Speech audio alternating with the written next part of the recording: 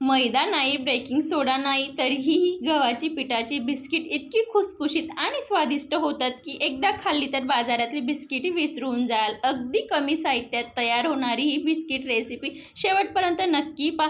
चला तर मग आपण रेसिपीला सुरुवात करूया.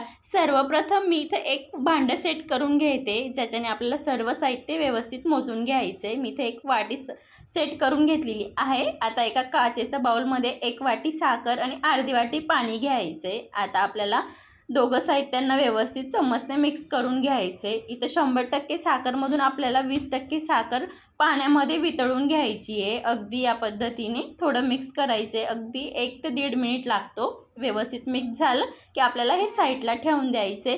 या पाण्यात आपल्याला 80% साखर जशीच तशी राहू द्यायची आहे. ते तुम्हाला मी पुढं सांगेलच. इथं आता ते साईडला ठेवून दिलेलं आहे. एक स्टीलचा बाउल घेतलेलं आहे. त्याच वाटीने इथं मी 2 वाटी गव्हाचं पीठ घेते आणि अर्धी वाटी एकदम बारीक रवा घेते.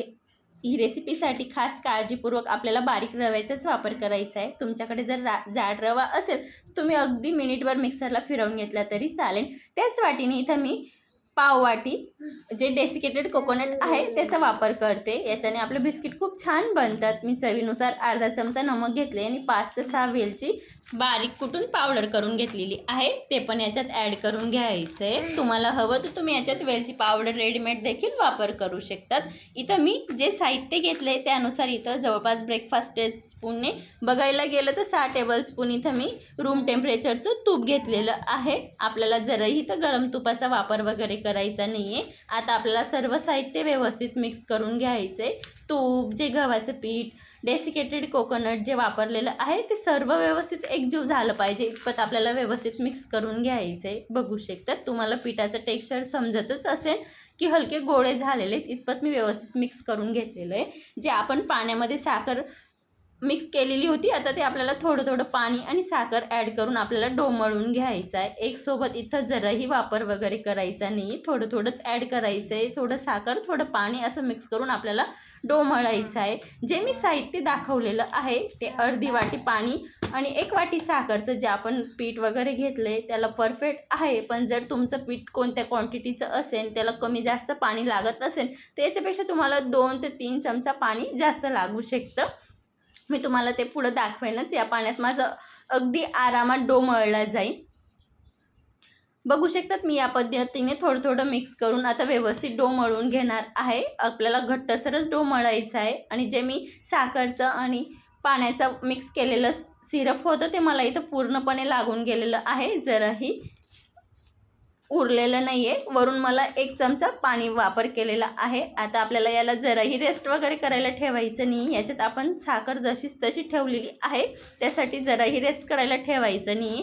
मी 2 भागात डोला डिवाईड करून घेतलेलं आहे. आता आपल्याला हलकं हाताने मळून घ्यायचं आहे. जास्त ताकद वगैरे लावायची नाही, नाही तर आपल्या बिस्किटांना लेअर पडणार नाही. या गोष्टीची तर खास काळजी ठेवायची आहे. मी हलक्या हाताने गोल करून घेतलेलं आहे. बघू शकता त्या पद्धतीने.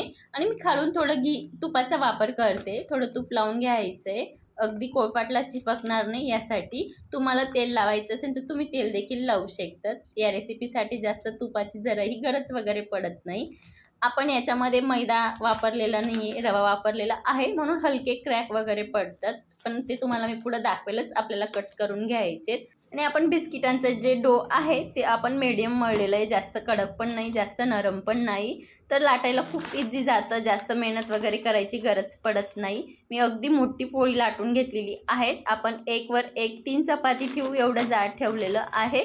आता साईडचे काट कट करून घ्यायचे. मी इथं बिस्किटाचा चौकोनी आकारमध्ये कट करते. त्यासाठी बिस्किटांचा जो आकार आहे तोच देते. त्यासाठी इथं मी लांब लांब कट करून घेणार आहे. मग त्याच्यानंतर एक सारखे चौकोनी आता कट करून घेणार आहे. बघू शकता त्या पद्धतीने. आणि याचा थिकनेस तुम्हाला समजतच असेल. एवढं आपल्याला जाड ठेवायचे. त्याच्याने आपले बिस्किट कडक होत नाही, अगदी खुसखुशीत होतात. आणि तळायला पण फारसा टाईम वगैरे लागत नाही. खूप पटक्यात तळली जातात. मी आता नाईफ घेते. आपल्याला नाईफ जराही शिधा वगैरे पकडायचा नाही. या रेसिपीसाठी उलट्या पकडायचं आहे. उलट्या नाईफने असं आपल्याला लाईन वगैरे करून घ्यायचे एकसारखे. बघू शकतात इथं मी सर्व बिस्किट असेच बनवून घेतलेले आहेत, 2 ताट एवढे भरलेले. तेवढी इथं या साहित्यामध्ये बिस्किट बनवून तयार झालेले आहेत. मी दुसरी साईडला तेल पण गरम करण्यासाठी ठेवलेलं होतं. आता आपण जे बिस्किटाचं डोचं थोडं पोर्शन मी तेलामध्ये ॲड केलं, तर टाकतंच वरती आलं, म्हणजे तेल व्यवस्थित परफेक्ट गरम आहे. तर आपल्याला आता एक एक करून बिस्किट सोडून घ्यायचे. आणि हे बिस्किट तळताना खास काळजीपूर्वक आपल्याला तेल जास्त गरम पण नको, जास्त गार पण नको, मिडियम गरम ठेवायचं आहे. आणि गॅसची फ्लेम तळताना अगदी मंदच ठेवायची आहे. जराही आपल्याला मिडियम किंवा हाय वगैरे ठेवायची नाही आहे. आपण बिस्किट अगदीच जास्त जाड पण नाही, जास्त बारीक पण नाही, अगदी मिडियमच बनवलेले आहेत. म्हणून यांना तळायला पण फारसा टाईम वगैरे लागत नाही. अगदी एक बॅच तळायला 4 ते 4.5 मिनटं लागतात, जास्त टाईम लागत नाही. बघू शकता तिथे छान मी गोल्डन कलर येतो तोपर्यंत तळून घेतलेले आहेत. आता आपण एक एक करून मी झाऱ्यामध्ये काढून घेणार आहे. याच्याने काय होणार की याच्यातलं एक्स्ट्राचं तेल खाली गळून जाईल. मग नंतर थोडे गार झाले की मी टिश्यू पेपरवर काढून घेईन. बघू शकतात इथं आपले बिस्किट बनवून तयार झालेले आहेत. बघू शकतात या पद्धतीने मी एकदा नक्की करून बघा. आणि जे दाखवलेलं आहे त्या साहित्यामध्ये जवळपास 52 ते 55 बिस्किट होतात. जराही तेलकट वगैरे झालेली नाही. ती आतून किती छान लेयर पडलेले आहेत. रेसिपी कशी वाटली कमेंटमध्ये नक्की सांगा. एकदा या पद्धतीने नक्की बनवा आणि तुमचा अनुभव माझ्यासोबत शेअर करा. अशाच मस्त सोप्या रेसिपी पाहण्यासाठी माझ्या चॅनलला सबस्क्राईब करा. अशाच मस्त जबरदस्त रेसिपीसोबत भेटूया. तोपर्यंत धन्यवाद.